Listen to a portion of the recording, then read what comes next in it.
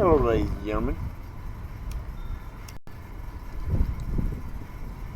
My name is James Manley, and this is Tales of the American Ronin podcast. I'm not sure exactly what to call this because it's not exactly a story because, well, I'm still learning some of the pieces to it myself. But it's, I guess you'd call it, an anecdote maybe? Whatever, this is what we're going to go with, okay? As I've said before in other podcasts, I am in recovery. I've been sober for a little over 10 years now.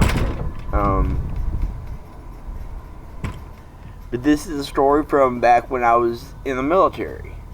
And it really, this should have been an alarm for me. You should have told me something.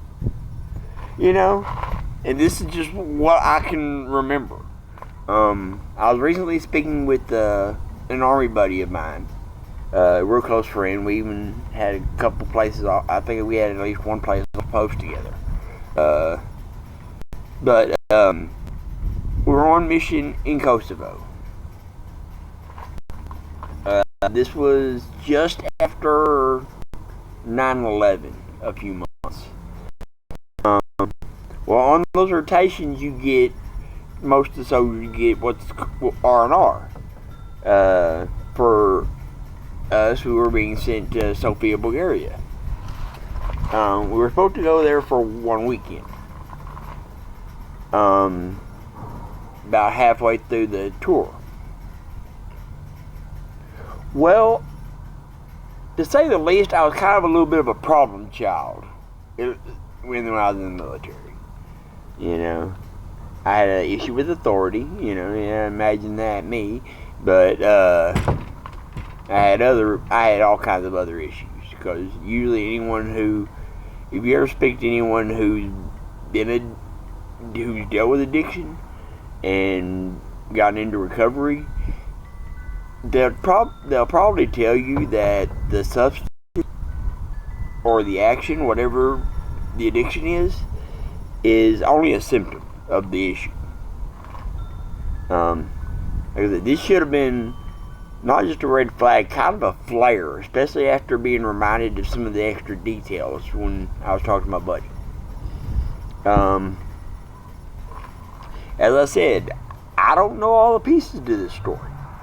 I don't, I was already well on my way. Well, yeah, I'd go ahead and say I just didn't know about Alcoholics Anonymous yet. I was an alcoholic already. I was single. Didn't have nothing to do, didn't care. No excuses, just, It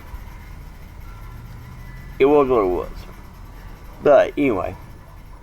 When I went to Bulgaria, and this is something I still get teased about, actually kind of what brought up the conversation. During that time when I took my R&R, Myers was the more responsible, I guess, of the two. He wasn't just a field surgeon. He was also he could make it in the rear as well.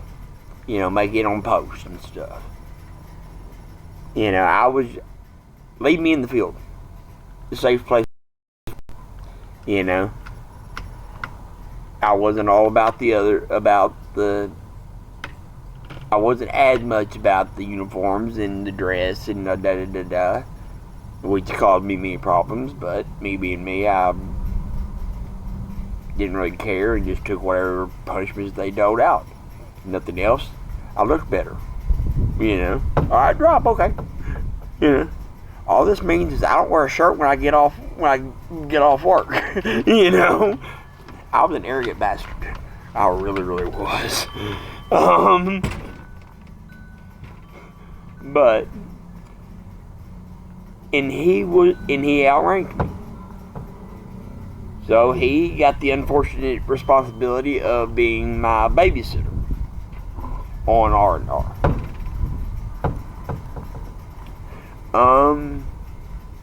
Yeah, that didn't work out so well for him. I survived, though, but he reminded me of some stuff. I was missing from about an hour off after we got off the bus in Sofia. 4 days. They actually got hold of the embassy and put it this way. I might have to file a Freedom of Information Act to find out about where I was for several days. Yeah. It turns out the last time that anyone saw me, and I do remember a portion of this, I was drinking with some bratva, which is mob, and that was pretty much the last time seen until I appeared. And I do say appeared because I have no freaking clue how I teleported there or how I got there. But until I made it back on the bus, it wasn't even. I got lucky in catching the right bus because mine had already left. So, and yeah, I had a ring. What was told to me, because in Europe apparently, or in Bulgaria, in that area, they wear the wedding rings on the opposite hand, and I had to explain to myself even where this ring came from. And I didn't think a whole lot of it while I was sobering up at first.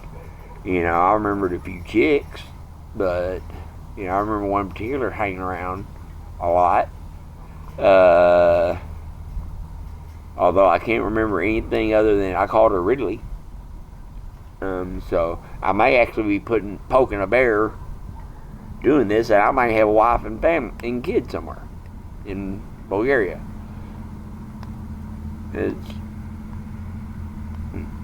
Yeah. Well, sorry. That really does.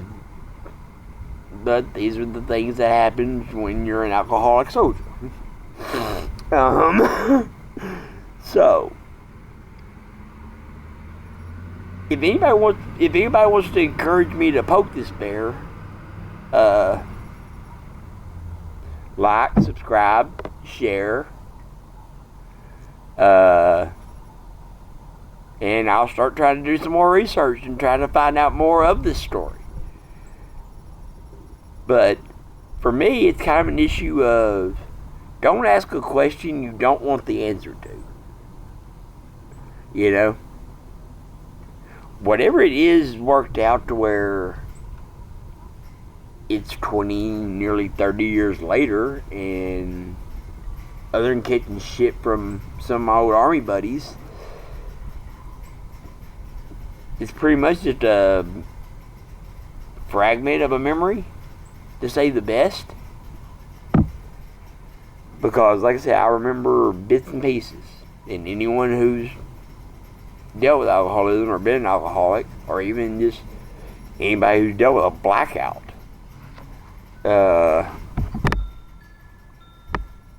they are kind of disturbing. Especially when you find out it ends you with a intelligence report. Which apparently that made me rethink some stuff. My security clearance did jump up. Somehow. It might be worth me looking into after all. But anyway, like, subscribe, comment, and if enough people want to figure this out, yeah, I'll probably poke the bear. Try and figure it out. So, thank you, and I appreciate all the interactions I've been able to have with the people commenting. Great this is a lot cooler than I ever expected it to be. Thank you. Have a good day.